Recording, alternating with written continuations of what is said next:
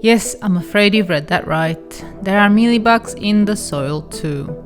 If you grow plants, you'll know these little buggers can be incredibly difficult. They are small, spread fast, and damage plants, especially succulent, irreversibly. In today's video, we'll have a look at both mealybugs and how to treat them. Foliar-feeding mealybugs are found above ground, on leaves, stems, and even flowers. They typically hide and feed out of sight, tucked up between the leaves, where the leaf grows out of or overlaps the stem. Because of their masterful hiding technique, mealybugs often go unnoticed until you have a full-blown infestation on your hands. Let's have a look at some telltale signs of a mealybug presence on succulents. One of the more obvious signs is the white cottony sac these soft-bodied insects hide in. This is a kind of a cocoon mealybugs make for themselves or their eggs, and it protects them from predators but also acts like a barrier. Combined with the white waxy substance these scale insects are covered with, it can be difficult for insecticides to affect them. This defense mechanism is one of the main reasons mealybugs are such a formidable enemy of many plant lovers. Another sign is white lines or markings on leaves or stems. When a more developed mealybug moves across the plant, it will leave a trail in form of the white wax.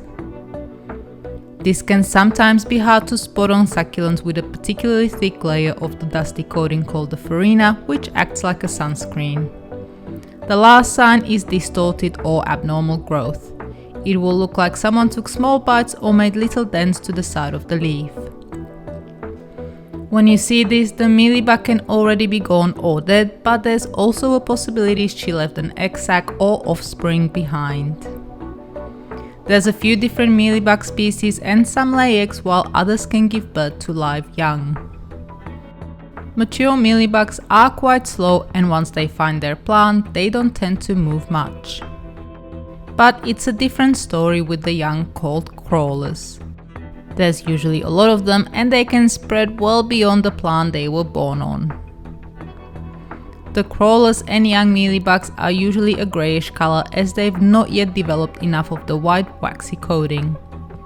They are also more likely to be affected by insecticides, so if you see them, make sure to treat right away. These guys are tiny, hardly visible under the micro lens. But look how many there are. Some plants can have upwards of 5 of these hiding between the leaves. They're starting to move, and if you look closely, you'll be able to see a couple making a run for it.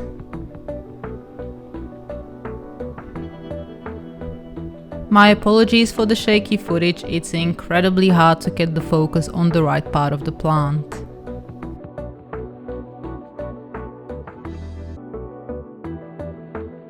Root mealies will often go unnoticed as they live below ground and feed off roots. The plant above can look perfectly fine even with bad infestations. Once you see them, you'll know. They are tiny but leave behind white splotches of wax, which will give the potting mix a white or bluish hue. While they can attack at any stage, they particularly like root-bound plants simply because there's more roots to feed on. Root mealies have a uniform wax coating but lack the wax filaments their above-ground cousins have. The wax coating they leave behind often imprints on the inside of the pot too. Having a look in the pots can reveal a mealybug's presence better on plants that are not badly infested yet. When an infestation is bad, you will typically be able to see root mealies just by upturning the pot.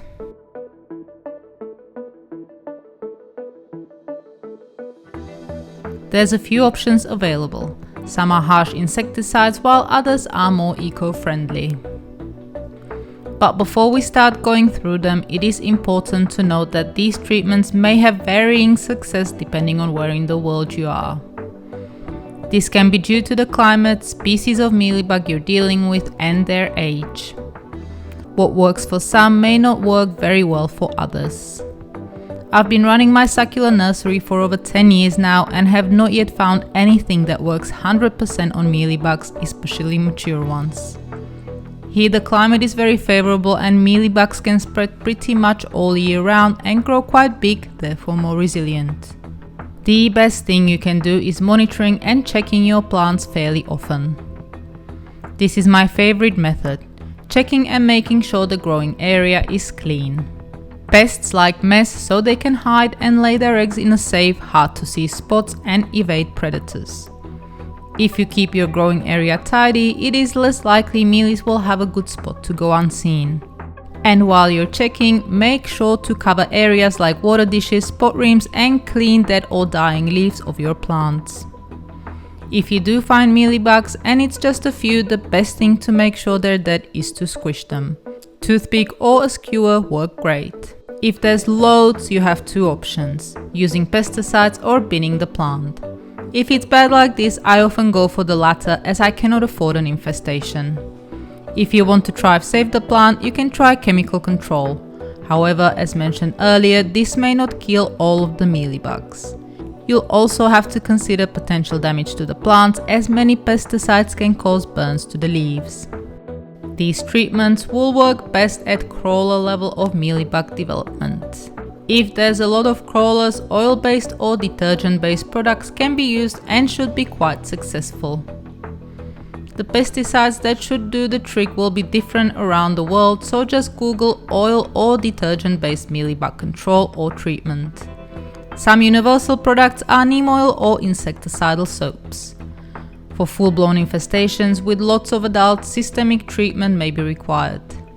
Again, products may be called different things in different countries, but if you Google systemic mealybug treatment, you'll get the right thing.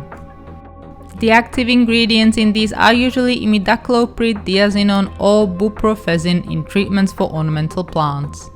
Consecutive weekly applications are likely to be required with bad infestations. I'd also like to point out that these pesticides are non-selective and can kill natural mealybug predators and beneficial insects alike. Another form of control is buying the said beneficial insects. Predators such as Cryptolaemus or lacewing larvae can be bought easily. If, like me, you don't like using harsh pesticides, there are less toxic options available. However, it has to be said that they can have very limited success and often don't do much. I've tried many with varying results. Perhaps the best out of all of them is using 70% alcohol solution dabbed directly on mealybugs with earbuds. You can also spray, but this can burn some plants. A cup of isopropyl or rubbing alcohol with a few drops of Dawn dish soap is also said to do the trick. You'll need to spray the whole plant once per week until the mealies all die. And lastly, it's important to control ants too, as they farm and protect mealies as well as spread them to other plants. When it comes to succulents, I tend to just separate the roots and plant the cutting into fresh mealybugless potting mix. I'd also wash this in insecticidal soap just in case. There are other options available. Some are chemical drenches while others can be a bit more eco-friendly. Let's start with the eco-friendly ones. I've read of an experiment where someone heated up the pot infested with brood mealybugs up to 49 degrees Celsius or 120 Fahrenheit. The results seemed pretty good and apparently no mealies survived. I've also had a subscriber swearing by mixing cinnamon in with the potting mix to repel brood mealybugs. Personally, I haven't tried this, but if you have and had any success, let us know in the comments. Prevention is one of my favorite things to practice. I often check up on the roots, especially with root-bound plants. And I also repot often and clean all of the tables and trays every few months with alcohol solution. When reusing pots, I soak and clean them thoroughly too. Some say to wash them off, but personally I don't like doing that as I don't think this will get them all. Now for chemical drenches. Again, systemic insecticides containing imidacloprid should be effective. Sitting the pot in another container filled with the insecticides will make sure that the whole pot soaks it in, leaving no mealies behind. Otherwise, follow the label. Other chemical control against mealybugs include products such as Endeavour, Aria, Altus or Acelepryn. And finally, just like with the above ground mealies, ants should be prevented to reach your plants as they will spread and protect subterranean mealies. Okay, I think that just about covers it. If you have a favorite mealybug treatment that works for you, let us know in the comments. I do hope this video was useful, and if you have anything to add or would like to ask a question, you can do so in the comments below. To learn more about succulents, hit the subscribe button or go to succulentgrowingtips.com. Thank you very much for watching.